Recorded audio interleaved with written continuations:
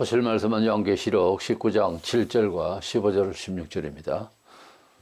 우리가 즐거워하고 크게 기뻐하며 그에게 영광을 돌리세. 어린 양의 혼인 기약이 이르렀고 그의 아내가 자신을 준비하였으므로 15절 그의 입에서 예리한 금이 나오니 그것으로 만국을 치겠고 친히 그들을 절장으로 다스리며 또 친히 하나님 곧 전능하신 이의 맹렬한 진노의 포도주 들을 밟겠고 그 옷과 그 다리에 이름을 쓴 것이 있으니 만왕의 왕이요 만주의 주라 하였더라. 아멘. 세상 끝이 될 때 예수께서 초림 때는 고요하게 오셨지만은 재림하실 때는 엄청난 큰 하늘의 장관으로 천사들과 함께 재림하실 것입니다. 그래서 예수께서 드디어 재림하시는 내용이 19장에 나옵니다. 그 전에 재림을 살짝 했다든가 공중까지만 왔다든가 이런 등등의 이 얘기들은 성경적이지를 못한 내용이고 그에 따른 설명에 미혹되는 일이 없기를 바랍니다.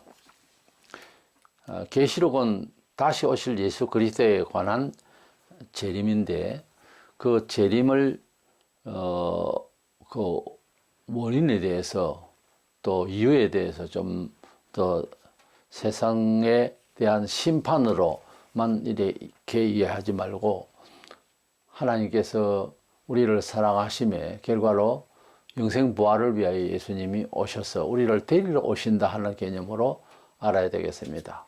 우리가 비록 세상에 종말에 가면 저 그리스도에 엄청난 환란이 있어서 너무 괴로워서 우리를 구원해 주십사 하는 기도도 있고 하겠지만은 그것은 현실에 대한 여러 부정적인 요소에 대한 반감이지 진정으로 주님이 재림하실 내용은 우리를 데리러 오신다는 확실한 내용입니다. 그래서 예수님께서 재림하시는 것은 세상을 심판도 하지만은 우리를 데리러 오셔서 성경은 주님이 우리를 데려오시고 우리가 만나는 그 순간을 혼인에 비유하고 있습니다. 그래서 오늘 혼인잔치와 또 세상 심판 이런 주제로 말씀을 나누고자 합니다. 먼저 혼인잔치는 예수님의 근본 재림의 목적입니다.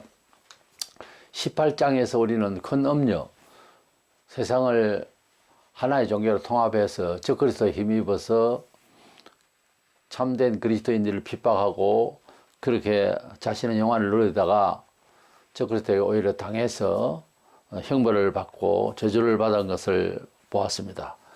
주님께서 우리에게 재림하시는 것은 올라가실 때 그 전에 약속을 하셨습니다. 신부된 교회, 예수 믿는 자들을 데리러 오신다고 그랬지 역사 속에 어떤 교주나 도덕가처럼 어떤 좋은 교훈을 남겨주고 떠난 분이 아니고 죽고 없어진 분이 아니라 주님이 우리를 아버지 나라에서 계시다가 우리를 데리러 오신다 그랬어요. 이것이 모든 세상의 스승이나 교주나 그 어떠한 종교에서도 찾아볼 수 없는 아주 특별한 내용입니다. 주님이 재림하시는 것은 본래 약속을 하셨기 때문에 약속을 이루시기 위해서 우리를 데리러 오시는 내용이 되겠습니다. 요한복음 14장 3절에 가서 너희를 위하여 거처를 예비하면 내가 다시 와서 너희를 내게로 영접하여 나 있는 곳에 너희도 있게 하리라 이렇게 약속을 하셨거든요. 여러 성경의 말씀이 특별히 구약에 있는 말씀 예수의 재림 빼고는 다 성취가 되었어요. 신약에 와서 또 신약에도 많은 예언이 되어 있는데 사실 예수 믿으면 구원 받는다 하는 것도 예언의 말씀입니다. 범죄를 크게 보면은 메시지 자체가 예언이죠. 그 예언의 하나님의 예언의 신실성은 반드시 이루심이 있죠. 그래서 주님께서 우리를 데리러 오신다 하는 이 말씀을 제자들이 들었을 때는 사실은 명확하게 뭔 말인지 잘 몰랐을 거예요. 그래서 예수님께서 아버지 나라에서 거처가 준비되면 우리를 데리고 올라가겠다고 하는 약속을 벌써 하셨어요. 지상에 계실 때.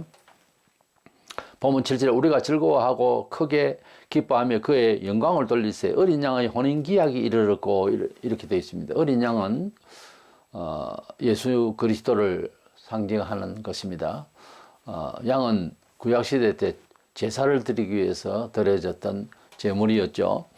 그래서 사도 요한은 요한복음 1장 29절에 세상 죄를 지고 하는 하나님의 어린 양을 보라 그렇게 말씀하셨는데 계시록의 어린 양이 여러 차례 말씀이 나옵니다.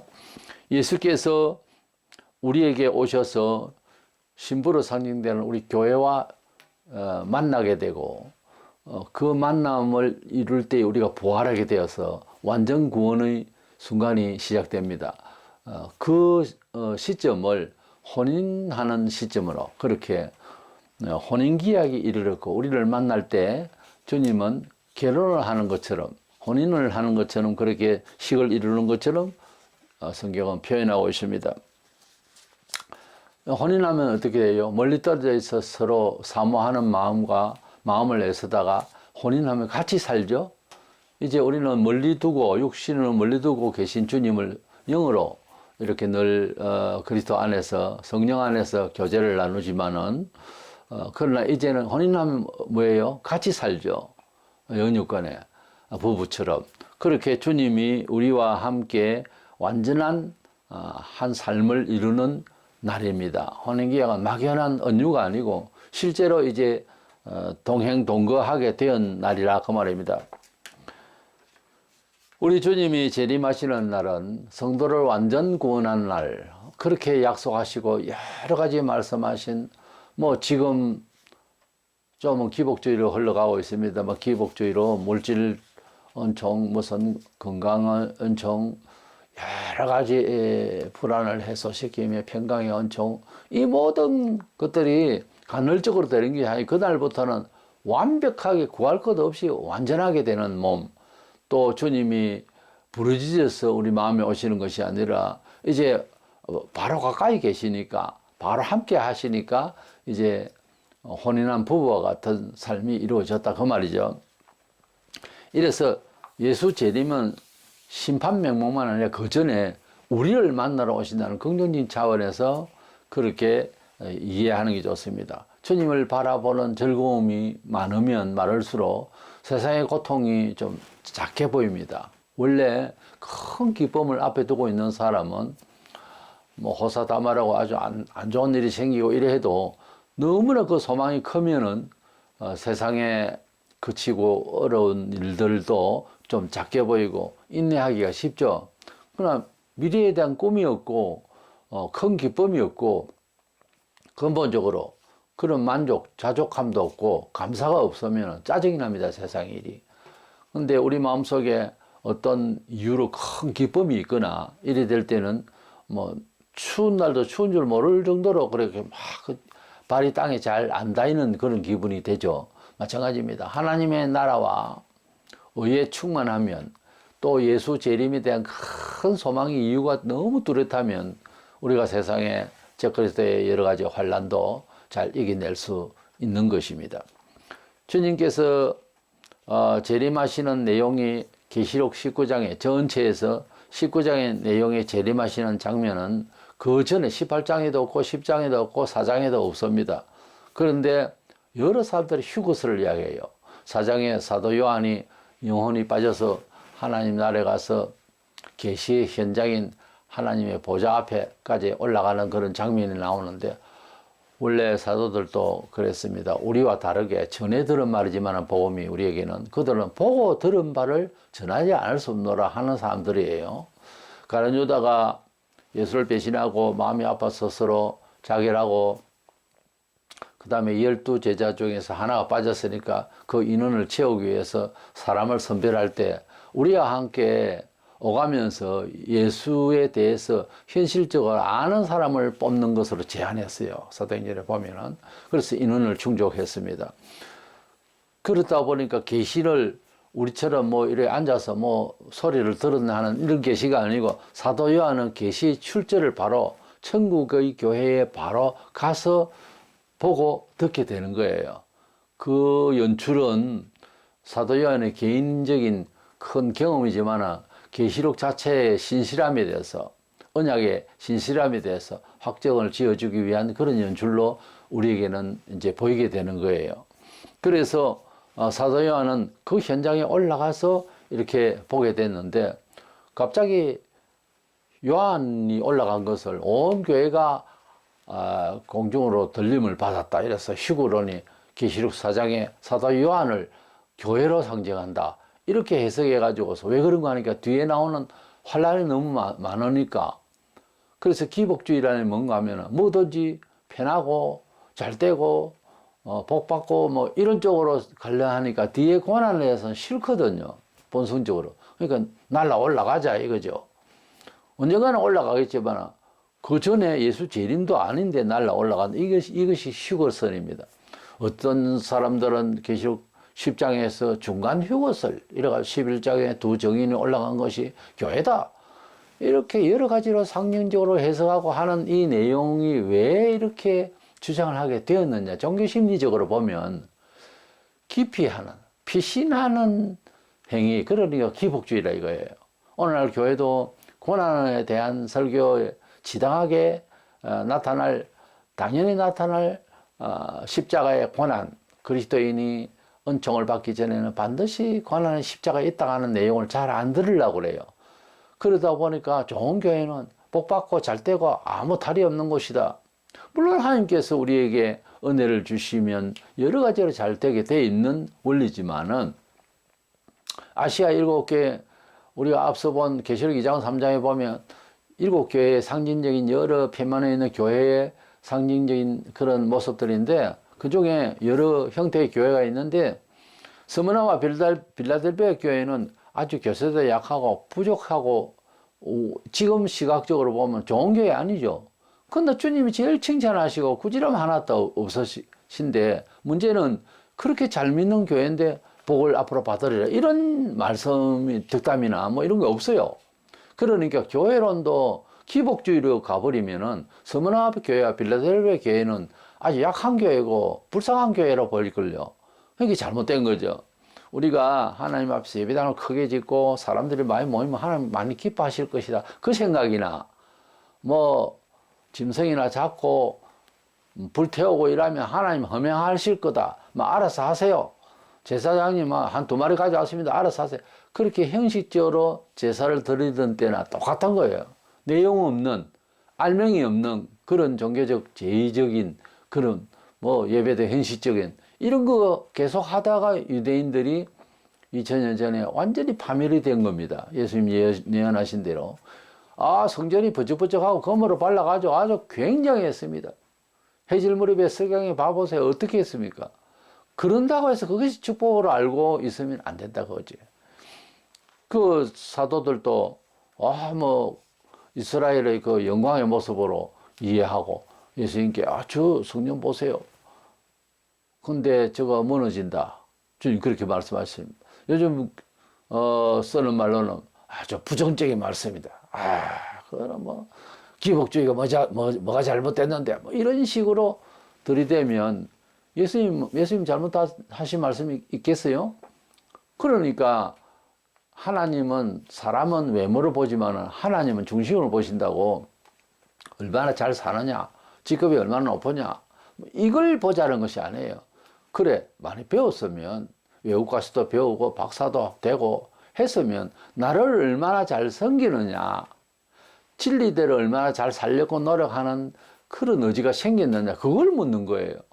머리로 가지고서 하나님 설명 아무리 해봤자 대포소리 한다고 꽝 하고 안 그러면 병이 들고 이러면 그때 태도가 완전히 돌변해 가지고 하나님 안 믿고 이러면은 그건 다 허당이죠. 땅의 모든 지식과 모든 여건이 때문에 우리가 주님이 재림하시는 장면은 19장이니까 그 전에 피시내가 어디로 날아가고 도망가고 그런 말 하면 안 됩니다. 이것은 어느 정도 교정해야 될 내용이 아니고 완전히 하나님의 뜻을 반박하는 거예요. 정면 부정하는 이야기고 네가 나를 따르면 핍박이 있으리라 이러는데 한번 불쑥 일어나서 아니요 핍박이 있으면 우리 피하면 되죠. 괜찮아요. 이딴 소리를 할 수 있겠어요? 예수님 말씀이 지금 경건하게 분명한 예언의 말씀을 하시는데 그것을 들이대고 반박을 하면 그거는 미움받죠. 그건 구원받을 놈의 정신이 아니잖아요. 9절에 어린 양의 혼인잔치의 청함을 받은 자들은 복이 있도다. 혼인잔치 청함이 계시록 19장의 본문에 이제 나오니, 그 전에 예수같이 보이는 천사가 나타나서 그 형용하기를 연방 예수같이 이렇게 보여도 그거를 예수로 알면 안 됩니다. 그 다 마음에 본성적으로 기복적인 그런 일반 종교적인 심성 때문에 그렇습니다. 그게 강한 사람일수록, 그래가 또 학문을 하면 아주 그럴듯한 휴건을 이야기하지만 성경은 절대로 그런 휴거가 없습니다. 신랑 되신 주님이 마가 2장 19절에 예수님께서 우리 교회를 신부로, 예수님은 신랑으로 비유하셨어요. 그러면 어떤 신부가 이 청함을 받아서 혼인잔치에 임할 것이냐? 신부도 자격이라 할까요? 갖춤이 있을 것 아니에요? 본장의 5절에 보면 하나님을 경외하는 자들이라고 했어요. 경외한다는 말은 두려워 섬긴다는 뜻이에요. 어느 날 교회에 큰 잘못이 뭔가 하나님을 안 두려워해요. 죄를 지어도 실수를 해도 탐심 때문에 갈등도 없고, 하나님을 그냥 구원하는 하나님, 물론 구원하는 하나님이죠. 근데 심판하는 하나님은 아니에요. 아무리 우리가 예수 안에서 하나님을 아버지라 부르게 됐지만은, 성경을 보세요. 더 잘 믿는 사람일수록 경건해요. 두려워하고. 자기 아버지, 자기 할아버지를 이제 사랑으로 대해주니까 좋다고 여깁시다. 손주나 아들이. 그렇다고 해서 그 인격적인 그런 대우를 하지 않는다면 그런 가난 애기라 하는 소리지. 나이 들수록 부모를 공경할 수 있는 정신세계가 옳죠. 부모를 아주 업신여긴다? 그건 잘못 깨닫고 있고 잘못 이해하고 있는 거예요. 그건 벌받을 짓이죠. 기독교인들이 오늘날 뭘 잘못했느냐 이런 물으면 하나님을 두려워하지 않는다. 나는 이렇게 답하고 싶어요. 하나님을 두려워하지 않으니까 어떤 잘못된 사실에 대해서 돌이키는 데 있어서 떨지도 않고 두려워하지도 않고 갈등도 없는 거예요. 이러면 멸망이죠. 7절에 신랑을 기다리며 자신을 준비한다 그랬어요. 결혼식을 앞둔 처녀가 나이트클럽 돌아다니고 다른 남자 만나고 얘 친구 만난다고 이렇게 쏘달릴 수가 있겠습니까? 그것도 종말에 가서 주님 곧 신랑이 곧 내려올 처지에 이제 그러고 있는 것이 나오잖아요. 저 그리스도의 영역 안에 들어가서 살려고 하는 이런 통합된 종교 속으로 기독교인들이 많이 들어갈 거거든. 그는 어떤 면에서는 결혼을 앞둔 신부로서 거의 아내가 될 사람인데 이게 바람 피우는 거죠. 주님이 좋아하시겠습니까? 우리가 결혼식을 앞두고 몸도 단정하고 정신도 단정한, 그리고 그 남편을 간절히 기다리는, 그게 정상적인 신부죠. 그래서 여기 신랑을 기다리면 자신을 준비한 여자가, 자신을 준비한 성도가 주를 만난다 그랬어요. 오다가 말다가 이러면 못 만나죠. 주님을 못 만나죠. 냉정하게 교리는 뭐 일콩저콩 하겠지만 실제 우리 정서상 신랑 대신 예수님을 만나는 신부된 교회가 신부로서의 준비된 마음이 없이 어떻게 신랑을 만납니까? 아무 생각도 없는데 결혼식 날 바쁘다고 어디 돌아다니고 돈벌이를 돌아다닌다 가령 그게 무슨 신부입니까? 예, 모든 친구와 주변이 그 신부 신경 쓰고 있는 남편 기다리고 있는 그 마음을 정말 협력해주고 옆에서도 이렇게 해주려고 하는데 진작 본인은 신랑을 만나는 마음도 없고 준비도 없다면 그건 신부가 아니죠. 그건 너무 바빠가지고 식장에도 못 갔다 이래 되는 거지요. 그러니까 그 결혼식에 혼인잔치에 청함을 받게 되려 하면은 이렇게 자신을 준비하는 자가 되어야 된다는 당연한 말씀이죠. 준비된 마음. 지금도 주님이 언제 오실까 늘 준비된 마음이 있어야 됩니다. 영적으로는 나의 신랑이요. 여성 신자들은 좀 어휘가 그대로 문장이 불편하지 않게 말할 수 있는 우리 남자들은 정신적으로만 생각했죠. 교회의 신부된 우리는 신랑 대신 예수님을 간절히 기다리는 것이 맞고 지금도 그런 마음으로 주님을 바라볼 수 있어야 되겠죠. 나의 신랑 대신 예수님은 최고의 신랑감이고 완전자고 모든 것을 하실 수 있는 분이다. 세상 천지 그런 신랑이 어디 있어요? 그 신랑 내버려 두고 유한되고 실수하고 자빠지고 부패하는 거 그런 걸 쫓아서 세상에 돌아다니면은 신부를 어떻게 보겠습니까? 저 멀리서 다 보고 계시는데 환하게 다 보고 계시는데 내가 저 여자를 만나야 되나 고민 안 되겠어요? 인간적으로도 아예 머리에 두지도 않을 겁니다. 그런 여자는. 그 사람이라고 취급하겠어요? 그 교회 사회가 지금 그러고 있는 거예요. 물질과 세상에 세속된 것에 대해서 자랑하고 거기에서 뽐내고 그러다 보니까 신랑이 누군지도 몰라. 돈이 신랑인지 명예가 신랑인지 헷갈린다고요. 우리 사람이 봐도. 8절에 옳은 행실을 가진 자다. 말씀대로 산 성도를 말합니다. 옳은 행실. 이것은 꼭 도덕적인 것이 아니라 말세가 되면 더더욱 하나님의 진리. 진리는 트루스, 정직한 겁니다. 바른 겁니다. 그 반대가 옳지 않는 겁니다. 그래서 비질대로 살고 막 이러면은 신부된 교회가 아니죠. 하나님 말씀을 따라서 옳은 말씀을 따라서 그렇게 살려고 하는 사람. 베드로전서 3장 4절에 오직 마음에 숨은 사람을 온유하고 안정한 심령의 썩지 않을 것으로 하라. 이는 하나님 앞에 값진 것이니라. 마음에 숨은 사람, 속 사람을 온유와 안정한 심령의 썩지 않을 것으로 하라. 부패된 세속적인 마음으로 마음에 품지 말고 정직한 영을 가지고 살라는 겁니다. 아무리 세상에 무슨 욕심이 생겼다 하더라도 나중에 변명을 하려고 할 때는 그래도 합당한 이유라도 마음에 가지고 그렇게 남이 볼 때 잘못됐다 하더라도 합당한 이유라도 이야기를 하라고요. 그냥 본성적으로 욕심만 채우면 이건 잘못돼. 어떤 합당한 이유가 있어야 되는 거예요. 그렇게 보일상 하는 것은. 그러니까 하나님 앞에서 말씀 안에서 정직하게 삶을 사는 성도가 돼야 된다고 말해요. 10절에 적그리스도 따르지 않고 오직 하나님께만 경배했다 그랬어요. 오늘날 적그리스도를 향해서 가고 있는 여러 유사한 이단들이 있습니다. 이단들이 특징이요. 아주 큰 절을 받으려고 해요. 이단들 가만 보세요. 뭐 집회할 때 보면 뭐 절을 해요. 그 사람을 앞에 두고 뭐 신처럼 모시죠. 그래 그런 짓을 하다가 말세가 되면은 적그리스도 나타나면은 온 세계 사람들이 절을 하게 돼 있어요. 그에게 경배한다고 그랬어요. 근데 그때도 참된 신부는 경배하지 않고 순교를 당하거나 또 많은 고통을 사는데 연명해 나가는데 힘들 거예요. 그러나 하나님이 힘 주시게 돼 있어요. 그렇게 말세가 되면은 적그리스도에게 경배하던 자들 많이 있지만 오직 하나님께만 경배하는 자가 참된 신부예요. 혼인잔치에 참여할 것입니다. 사탄이 예수님 40일 동안 광야에 금식하신 후에 사탄이 시험을 하러 왔어요. 마귀가 아주 세상 영화를 보여주면서 내게 절하면 내게 경배하면 이 모든 걸 영화를 내게 주겠다. 너에게 주겠다. 그래서 예수님께서 하나님만 경배하라.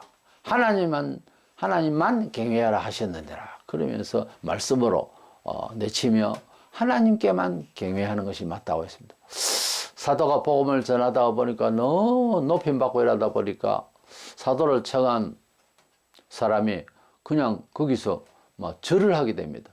형제 이러지만 나도 사람이라 하면서 사람에게 절하지 말도록 했죠. 또 사도 요한이 굉장히 신령한 사도지만은 여러 경험을 통해서 훈련받은 사도고 정말 특별한 영적인 사도인데 천사 앞에서 절을 하려고 천사 앞에서도 절하지 마라. 히브리 1장 14절에 천사들은 하나님의 택하신 백성들을 위하여 봉사하려고 지어난 천사들이고 그렇게 부리는 영이다 그랬어요. 이렇게 하나님 앞에서 절하고 경배할 자는 마리아도 아니고 어떠한 사람도 어떠한 높은 자리에 있는 사람도 아니고 하나님께만 경배하라 그랬습니다.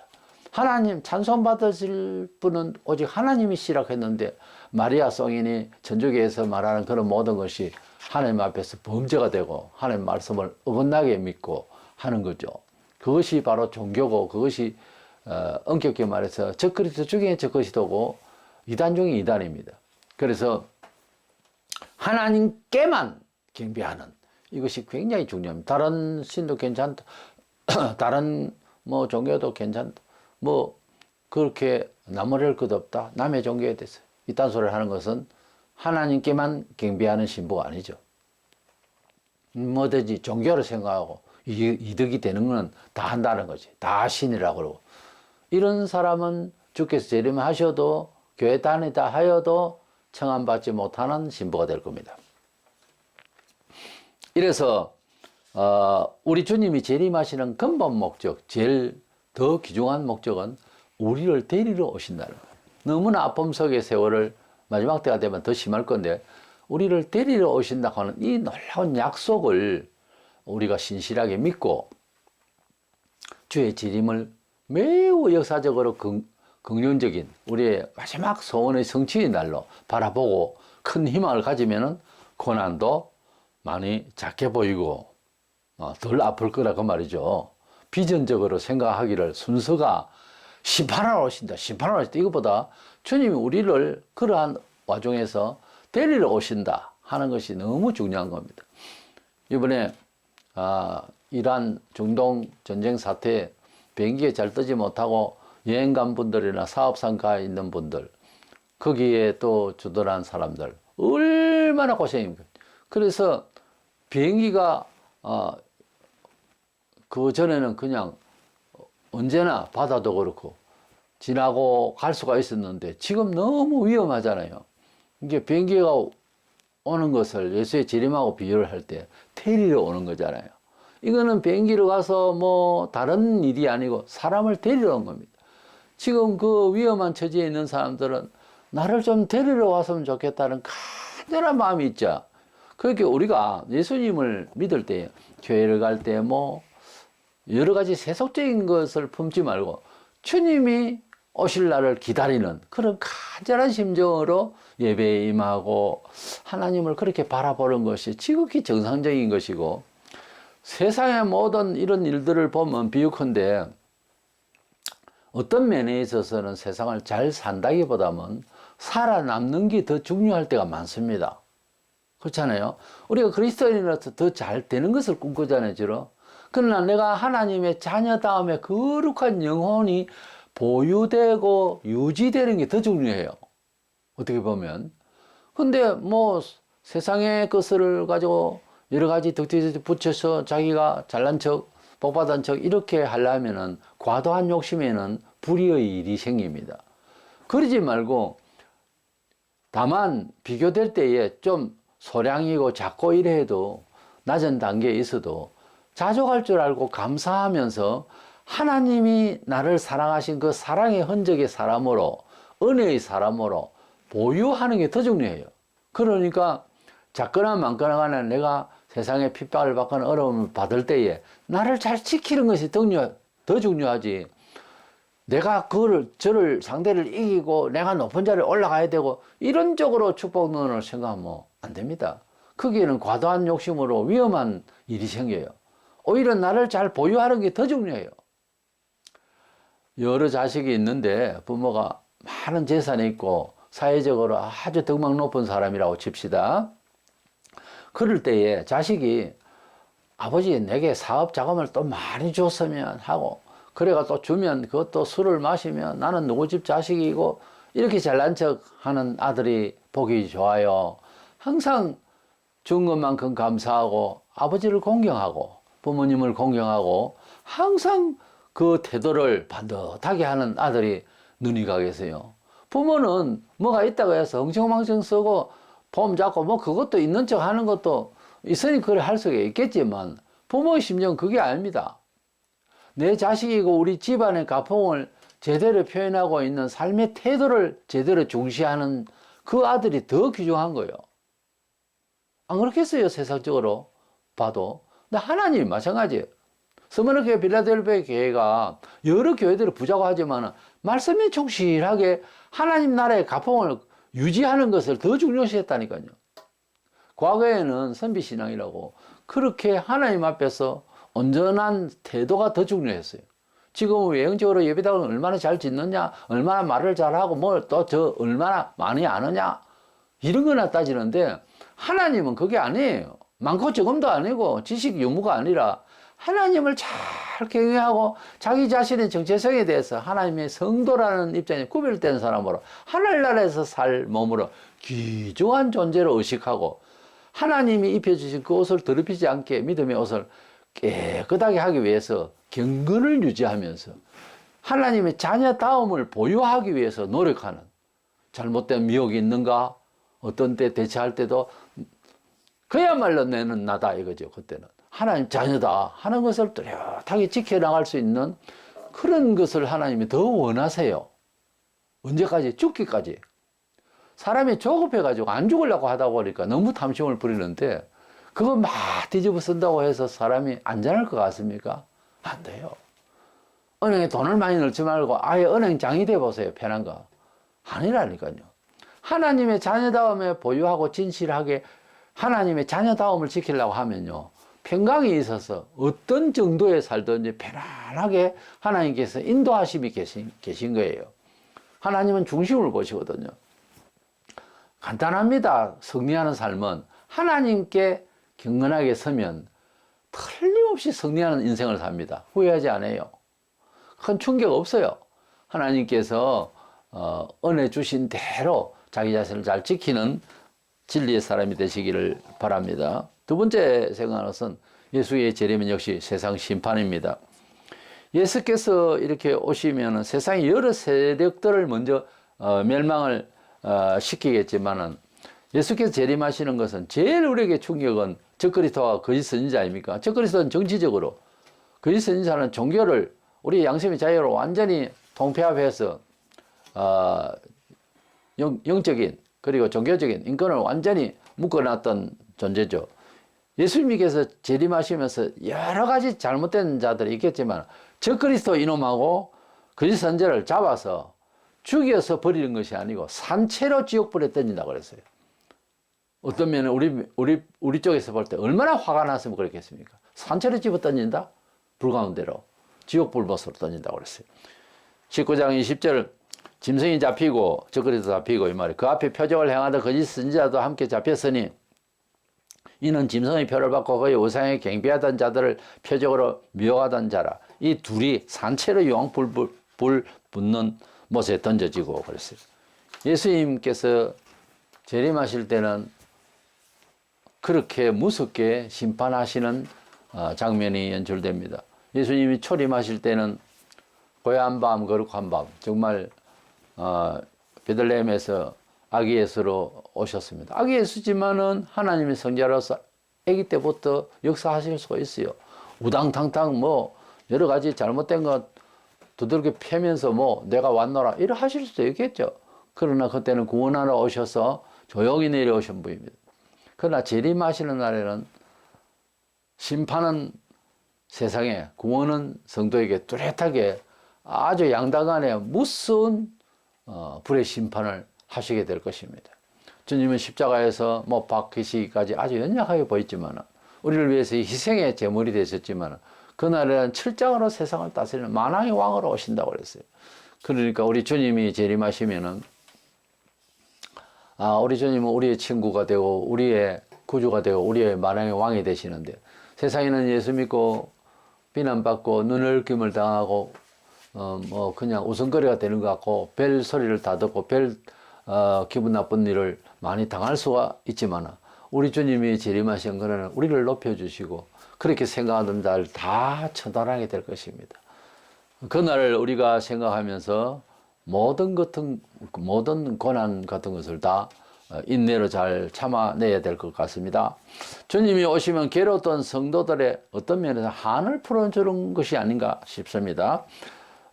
그래서 세상에 군림해가지고서 잠깐 그래 있을 때도 너무 고통을 받았지만 우리 주님은 왕중의 왕으로서 만왕의 왕으로서 오시는 16절에 그 옷과 그 다리에 이름 쓴 것이니 만왕의 왕이여 만주의 주라 하였더라.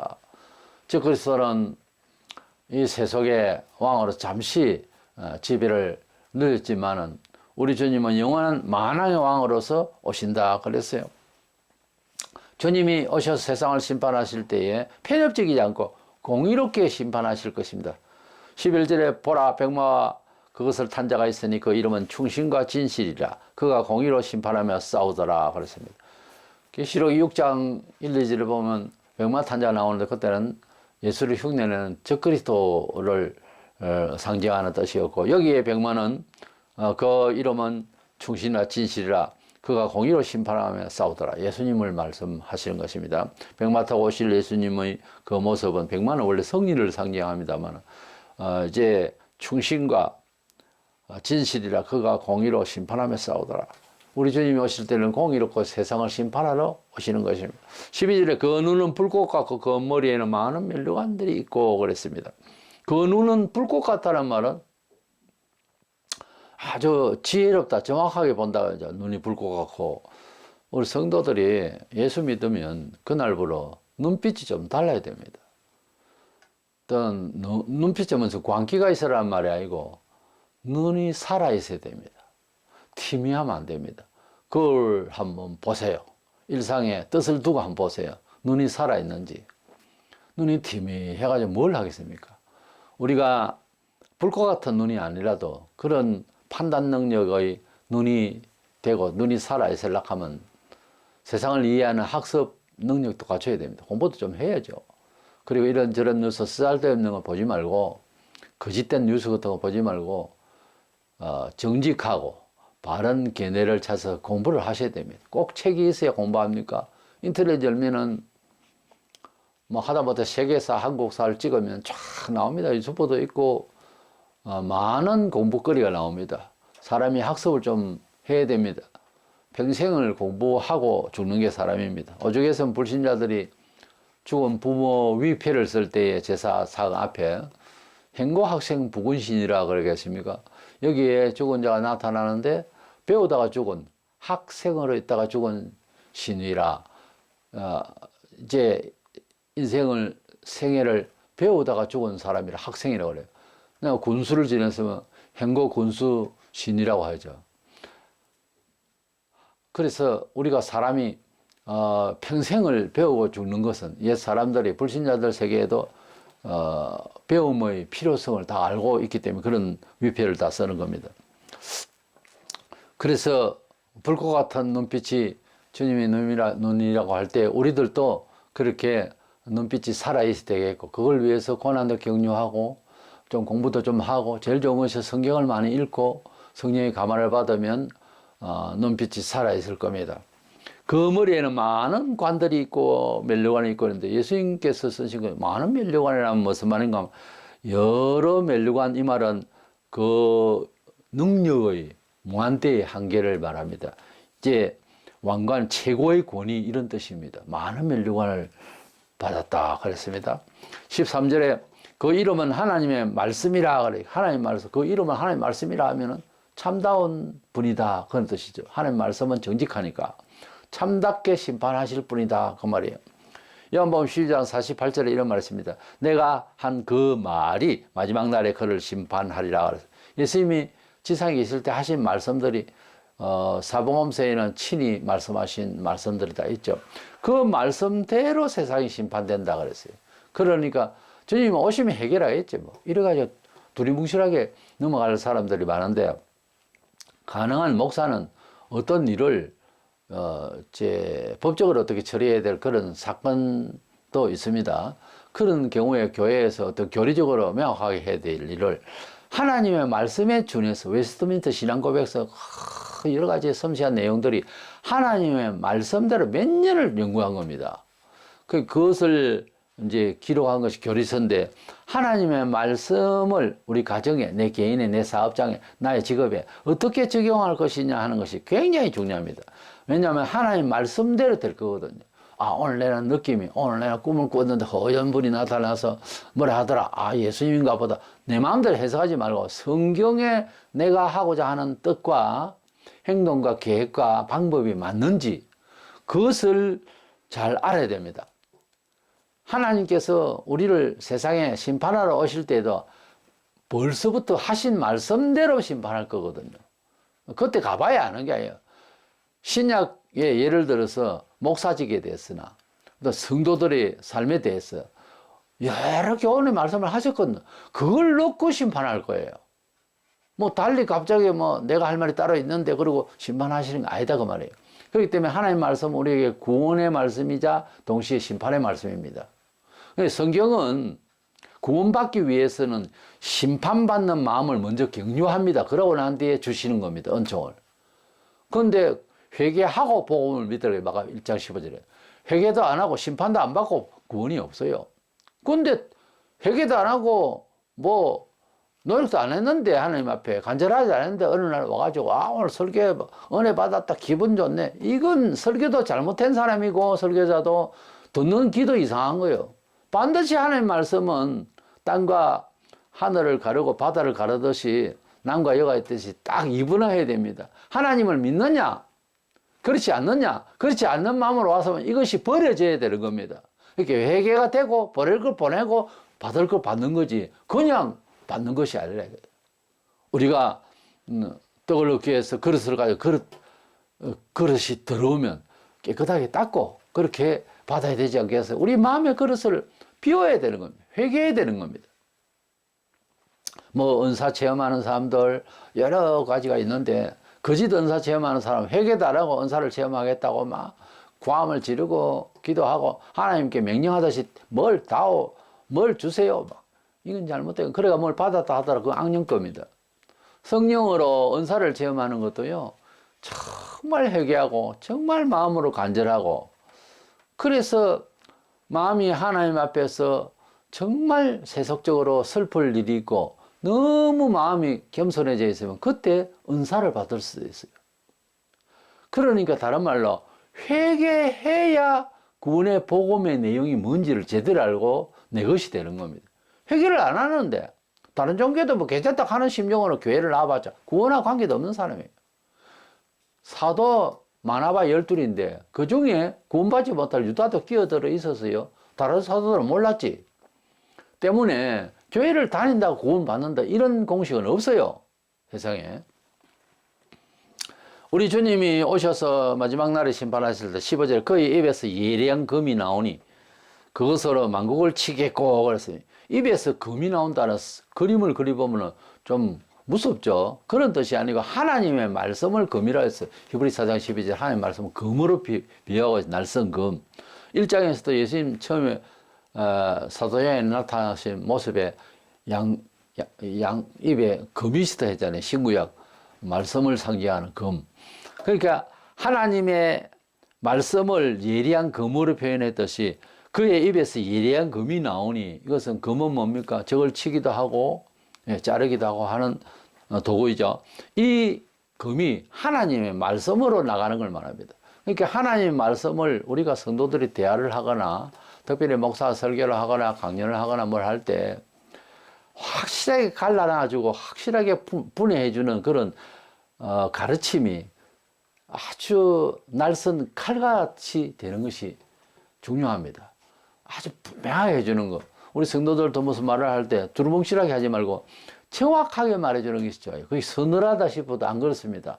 명확할수록 현명한 자는 정직하게 사는 겁니다. 원래. 현명한 자는 원칙대로 산다 하는 말이 옛말이 있어요. 그래서 정확하게 하는 것이 냉정한 것이 아니고 서로에게 좋습니다. 그런 게 문화 양식이 나중에 가서는 이런저런 뒤숭숭한 뒷이야기 없이 깔끔하게 한다고 서양에서는 터치페이로 자기 먹는 건 자기가 내고 깔끔하거든요. 그것이 이런 원리입니다. 예. 그래서 일상에서도 우리나라에서도 어떤 동호회나 모임이 있으면 회비를 내고 그렇게 식사를 하는 게 맞지. 아, 내가 이번에 낸다. 다음에 누가 낼 사람이 자기가 돈이 안 되면 어떡해요. 그래서 좀 분명한 것이 어떤 면에서 냉정한 것 같아도 그렇게 깔끔하게 하는 것을 미국식이다, 서양식이다 그렇게 보통 말해요. 그게 나쁜 것 같아도 그게 오히려 공동체 생활하는데 편리해요. 차 노선이 중앙선이 있고 이제 왕래가 되잖아요. 그 선로가 다 있잖아요. 그것이 냉정한 것 같아도 룰을 정해놓은 것이 평화를 위한 겁니다. 안정되게. 그냥 알아서 다니라 하면 사고 뭉치가 되죠. 그래서 선을 긋고 1차, 2차, 3차, 4차 가는 것, 오는 것, 역주행하면 안 되고 다 이 법이 우리를 공동체 생활에 원활하게 하기 위한 법이죠. 하나님의 뜻이 그렇습니다. 하나님의 뜻이 우리에게 세상적으로는 경험을 안 해서 그렇지 이대로 살면 정확한 선로를 가는 겁니다. 잘 되는 거죠. 이래서 하나님께서 우리를 심판하실 때 주께서 오셔서 아주 예리한 검으로 물을 자르고 그것을 악을 처단하듯이 아주 적합하게 정확하게 판단해 주실 것이다. 누구도 갖다붙다 할 이유가 없이 불만 없이 벌 받는 사람마저 불만 없이 다 벌 받게 될 그런 정확한 검으로서 잘라준다. 심판해 주신다 하는 뜻입니다. 본장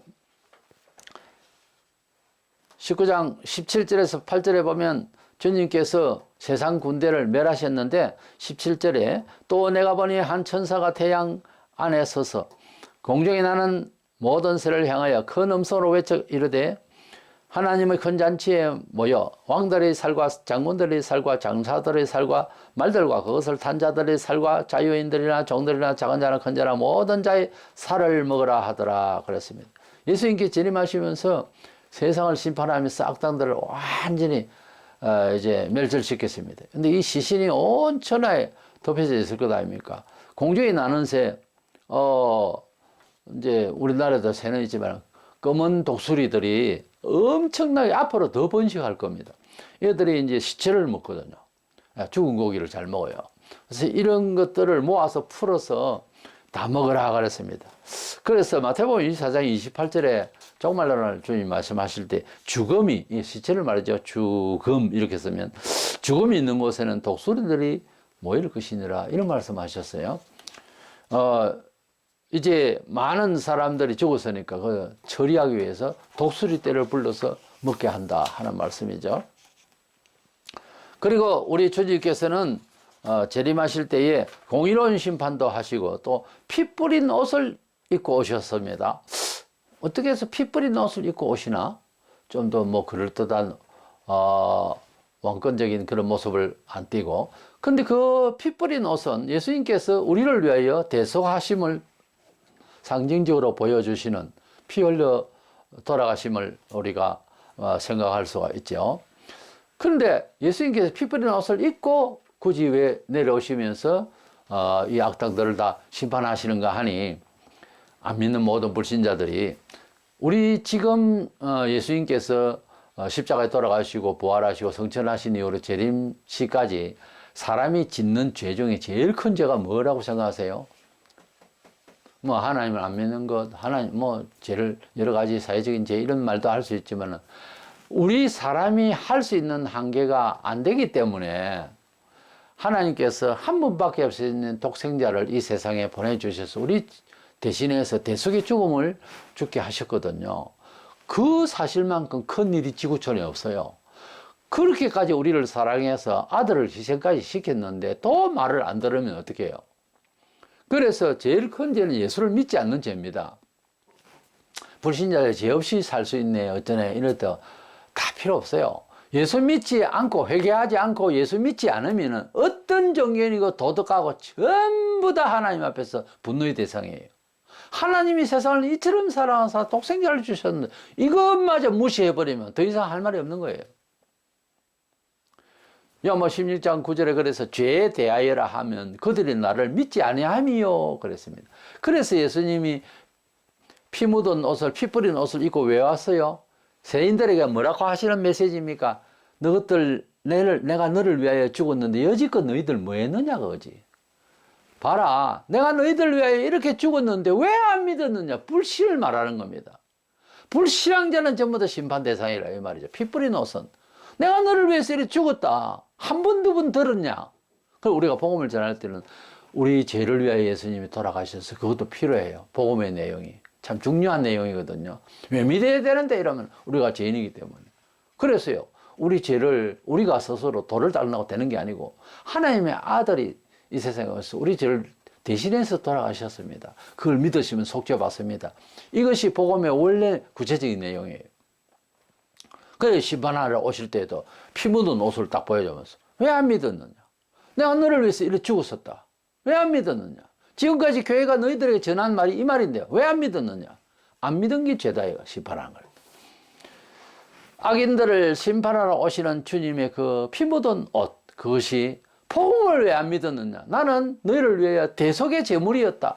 대속주로 오심의 그 표현입니다. 내가 너를 위해 죽었다. 왜 불신했느냐? 그런 뜻의 메시지의 옷이 되겠습니다.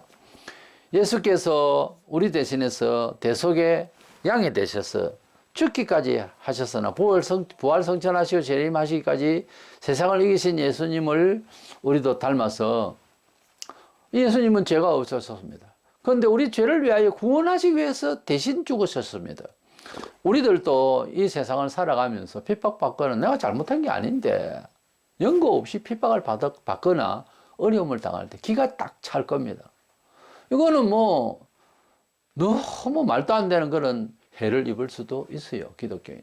오해를 뭐 말도 안 되는 이런 당장 고발하고 싶고 분노가 나지만 우리 주님이 나를 구원하기 위해서 그랬었지. 우리도 저를 구원하기 위해서는 최대한 인내하고 용서하고 참아봐야 합니다. 좋은 지혜로 접근해야 됩니다. 분노를 가지고 세상에 할 것 같으면 밤새도록 도시를 불태우고 싶을 정도로 잘못된 것이 많죠. 어떤 사람이 앞전에 뉴스에 보니까 다른 나라이지만 비행기 놓쳤다고 자기가 탈 비행기 못 탔다고 거기에 설치되어 있는 술병하고 이런 걸 막 들고 깨면서 분노를 왜 그런 식으로 해요. 그런데 우리가 이 세상을 살아가면서 이유가 있어서 화를 낼 것도 있단 말이에요. 그러나 분노 조절이 안 돼 가지고서 그것은 뜻이 소망이 비전이 없기 때문에 그렇게 나타나는 겁니다. 아무리 성격상 어려움이 있고 트라우마가 있어 분노 조절이 안 된다 하더라도 주님을 정말 사모한다면 그게 부담이 돼서 거룩한 부담이죠. 부담이 되어서 어쩔 수 없이 인내를 하는 경우가 허다합니다. 그래서라도 참아야 되는 거예요. 우리 주님께서 이렇게 피 뿌린 옷을 입고 내려오실 때 세상이 꼼짝없이 심판받듯이 우리가 주님의 피 뿌린 옷처럼 고난의 그런 삶을 잘 인내하고 살면 세상을 이기게 되어 있습니다. 요한일서 5장 4절에 무릇 하나님께로부터 난 자마다 세상을 이기느니라. 세상을 이기는 승리는 이것이니 우리의 믿음이니라. 그렇습니다. 우리가 세상을 이기는 것은 칼과 창이 아니고 돈과 직급이 아니라 하나님을 믿는 참 믿음의 그 도리를 쫓아서 예수를 닮는 그 마음으로 살 때에 세상을 승리합니다. 그렇게 승리의 맛을 한번 봐야 합니다. 우리가 성경대로 살아서 이런 위로가 있네, 이런 걸 경험을 하셔야 됩니다.